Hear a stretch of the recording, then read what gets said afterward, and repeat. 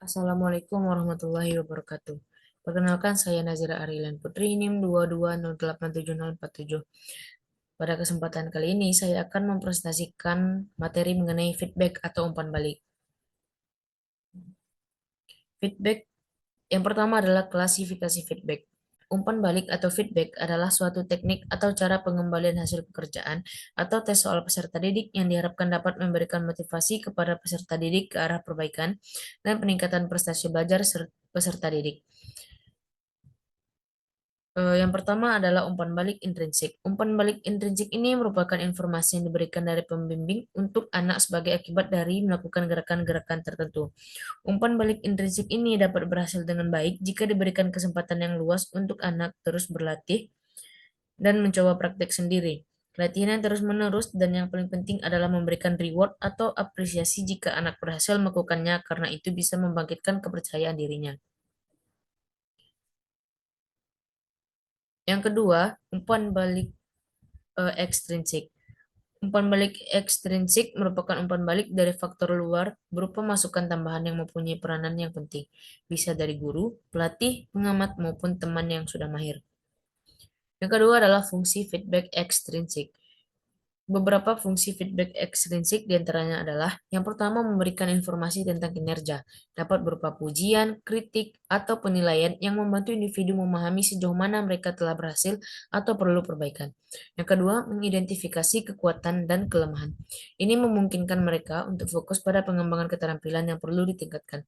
Yang ketiga, mendorong motivasi. Umpan balik positif atau pengakuan atas prestasi dapat meningkatkan motivasi seseorang untuk terus berusaha dan meningkatkan kinerja mereka. Yang keempat, mengarahkan perbaikan. Ketika mereka mendapat feedback dari luar, maka mereka dapat memperbaiki kesalahan-kesalahan yang diciptakan sebelumnya. Yang kelima, mengukur kemajuan. Feedback ekstrinsik dapat membantu individu untuk mengukur apakah ada kemajuan atau tidak. Yang ketiga adalah feedback program. Feedback program merujuk pada informasi atau tanggapan yang diberikan kepada suatu program, proyek, atau inisiatif untuk mengevaluasi kinerja, efektivitas, atau dampaknya. Yang pertama adalah evaluasi kinerja. Feedback program membantu mengukur sejauh mana program mencapai tujuan dan target yang telah ditetapkan. Yang kedua, perbaikan berkelanjutan. Hal ini dapat mengarah pada pengembangan program yang lebih baik di masa depan. Yang ketiga, pengambilan keputusan. Keputusan strategis dapat diambil berdasarkan hasil feedback yang diberikan.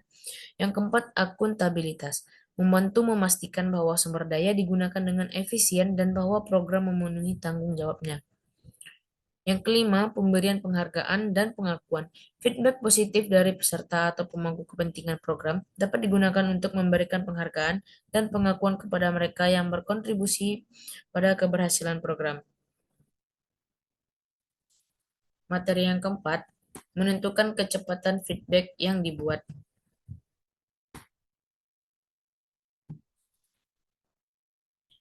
Yang pertama, pahami tujuan program. Apa yang ingin dicapai pada program ini? Apakah tujuan jangka pendek dan jangka panjang? Apa yang ingin diukur dan dinilai? Yang kedua, pilih metode pengumpulan data. Ini bisa termasuk survei, wawancara, analisis data statistik, atau alat pengukuran lainnya. Yang ketiga, tentukan waktu yang ideal. Misalnya, apakah Anda ingin mendapatkan feedback setiap minggu, bulan, kuartal, atau setahun sekali? Waktu ini harus sesuai dengan kecepatan perubahan dalam program dan target pencapaian. Yang keempat adalah buat jadwal pengumpulan feedback. Jelaskan kapan dan bagaimana data akan dikumpulkan, oleh siapa, dan bagaimana hasilnya akan dianalisis. Yang kelima, evaluasi dan koreksi. Terus evaluasi dan koreksi frekuensi feedback seiring berjalannya program. Yang kelima, menentukan pemberian feedback. Yang pertama adalah pahami tujuan program. Apa tujuan utama dari program yang telah kita buat? Apakah program ini jangka pendek atau program jangka panjang? Yang kedua adalah analisis sifat program. Apakah program ini berfokus pada perubahan yang cepat dan dinamis, atau apakah ini adalah program dengan tujuan tetap yang lebih statis? Yang ketiga adalah metode pengumpulan data. Bagaimana data feedback akan dikumpulkan, apakah menggunakan survei, wawancara, observasi, atau metode lainnya. Yang keempat, jadwalkan poin-poin feedback. Tentukan kapan poin-poin feedback akan dilakukan selama program. Pertimbangkan beberapa aspek. Yang kelima adalah evaluasi respon dan kebutuhan. Berdasarkan ini, pertimbangkan untuk mengubah frekuensi pemberian feedback jika diperlukan. Yang keenam adalah evaluasi dan koreksi. Secara teratur, evaluasi dan koreksi frekuensi feedback selama program sesuai dengan kebutuhan aktual dan perkembangan yang muncul. Materi yang keenam yaitu perbedaan ability. Ability adalah kemampuan atau kapasitas seseorang untuk melakukan suatu tindakan atau pekerjaan tertentu.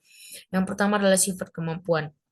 Sifat kemampuan ini ada dua, yaitu kemampuan bawaan dan kemampuan yang dipelajari. Kemampuan bawaan ini adalah kemampuan yang kita dapatkan sejak kita lahir, atau kemampuan alami seperti kemampuan berpikir logis atau kemampuan fisik tertentu. Yang kedua ini adalah kemampuan yang dipelajari. Eh, Kemampuan yang dipelajari ini adalah kemampuan yang kita peroleh melalui pengalaman, latihan, atau pendidikan, seperti kemampuan berbicara bahasa asing atau bermain alat musik. Yang kedua adalah kemampuan fisik dan kemampuan mental. Ini juga terbagi dua, yaitu yang kedua adalah kemampuan fisik dan kemampuan mental. Yang pertama adalah kemampuan fisik. Kemampuan fisik ini berkaitan dengan kekuatan fisik yang kita miliki, seperti kecepatan dan ketangkasan. Yang kedua adalah kemampuan mental. Kemampuan mental ini terkait dengan kemampuan berpikir, mengambil keputusan, atau memecahkan masalah. Yang ketiga adalah kemampuan individual dan kemampuan kelompok. Yang pertama, kemampuan individual. Kemampuan individual ini merupakan kemampuan yang dimiliki oleh individu sendiri, seperti kemampuan berpikir kritis atau kreativitas. Yang kedua adalah kemampuan kelompok. Kemampuan kelompok ini merupakan kemampuan untuk bekerja sama dengan orang lain, seperti kemampuan berkomunikasi, kepemimpinan, dan kerja sama tim. Yang keempat adalah kemampuan umum dan kemampuan khusus. Yang pertama, kemampuan umum. Kemampuan umum ini merupakan kemampuan yang biasanya dimiliki oleh semua orang, seperti kemampuan berkomunikasi secara efektif. Yang kedua adalah kemampuan khusus. Kemampuan khusus ini merupakan kemampuan yang terbatas pada bidang atau aktivitas tertentu, seperti kemampuan dalam bidang matematika atau dalam seni.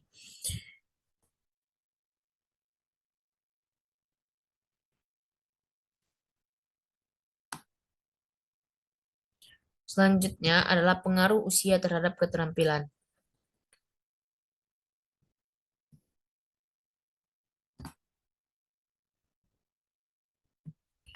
Pengaruh usia terhadap keterampilan bisa sangat bervariasi tergantung pada jenis keterampilan yang dimaksud.